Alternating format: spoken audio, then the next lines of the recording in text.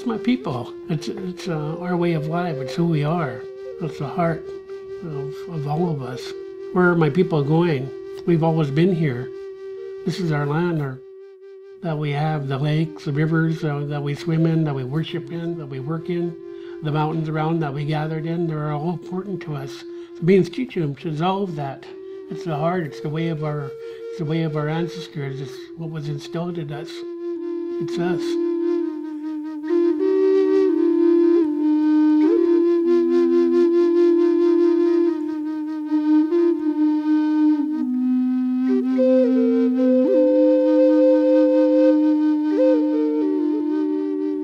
We are the Stichums.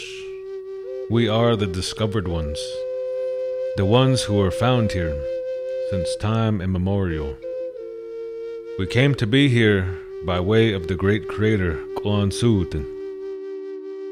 Before we came here, a great change took place in the landscape through our relatives, the first peoples. This transformation took place so that we, the people, could inhabit this land. This is the story passed down through the generations. The first peoples were here before us and went through this change, this creation time we call the transformation.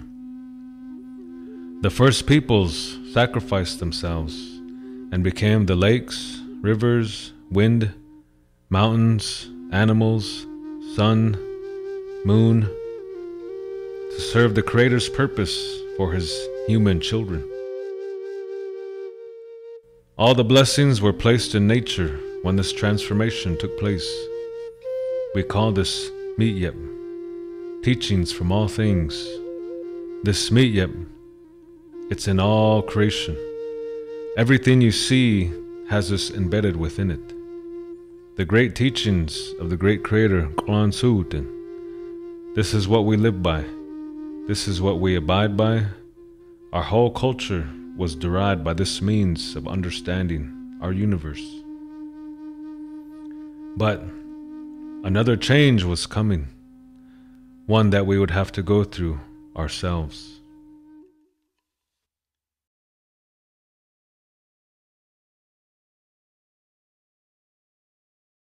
Our world started to change for the worse when disease, wars, and loss of our landscape struck head-on like a freight train.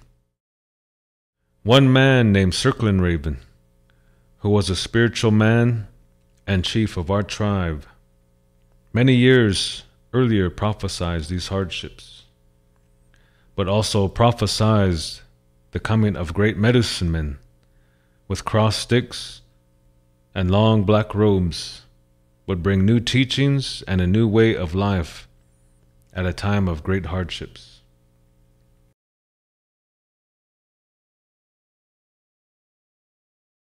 We have the vision of Circling Raven, an old chief from up in that area, in the Kingston area. And in the old days, they had a certain kind of psychic power relating to animal spirits. And in some way, the raven was a powerful messenger for him, and it gave him a message in various ways about a spiritual way that would come with men wearing a black robe. How that vision, what the background might have been, or how it might have been fulfilled, filled in at later times, we don't know for sure. But there was a powerful vision there of looking for something in these changing times that would have a spiritual impact for the tribal peoples.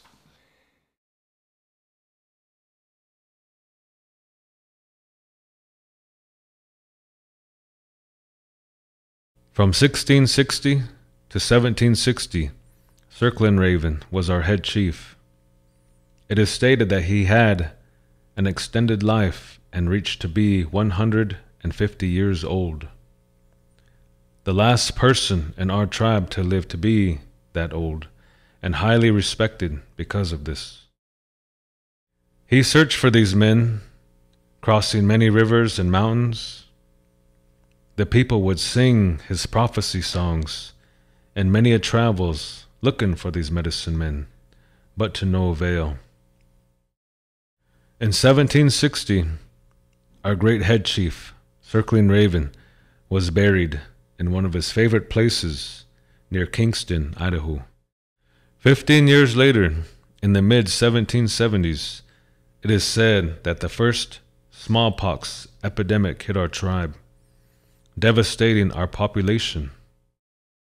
In 1801, another one hit and accomplished the same results. And in 1830, the last epidemic of disease wiped out our population from a lush 5,000 souls in the 1770s down to 500. That is 90% of our population wiped out by something we couldn't see in a span of about 70 years. If you could imagine pretty much everyone you know dying a horrible death right in front of you, this is what the survivors had to endure. All was not difficult to endure. Some things made life easier, like knives, beads, guns, and especially the horse. The horse allowed transportation.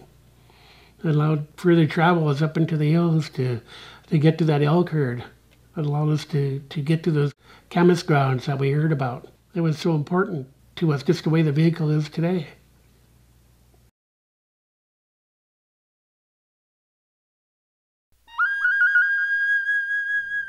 The horse brought us to far places, which we enjoyed, but also got us into trouble. We gained enemies because of our meanderings into other tribes' territories. And when we took the buffalo in their territory, we had to fight. At the same time, our elders tell us, our kids would leave as children and come back as adults. They use these trips to Montana buffalo country as a rite of passage for youngsters to learn about themselves. On May 6th of the year 1806, 3 of our people met Lewis and Clark near the confluence of the Potlatch and Clearwater rivers. There was a clan that lived around Clarkie. They had some connections with the Wahima, the Nespers. And the Nespers had a camp or something. They'd go down the Potlatch River, I guess down to the river, salmon. That's what I think about, because some of them, the Nespers might have told them that the Coeur d'Alenes, because they went with them down there when Lewis and Clark was going by.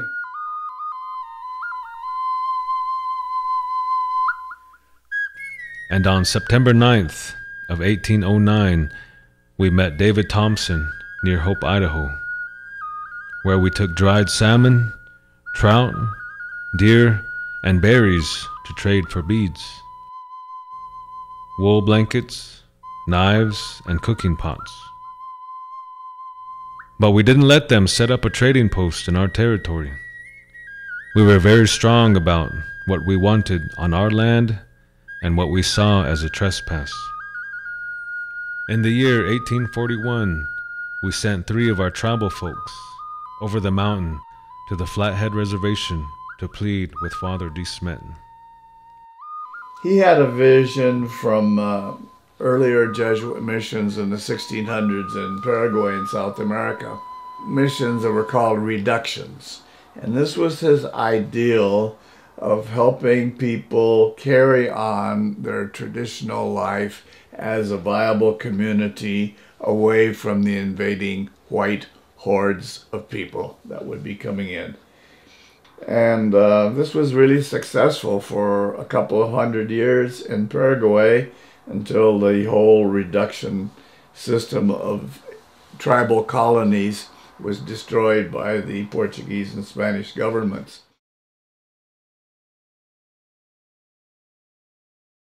But Father De Smet had this little book that he carried with him, and this was his ideal.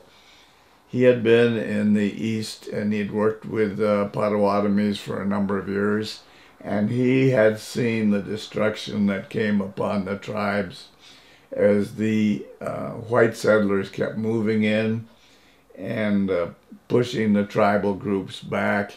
New diseases wiped them out in so many ways.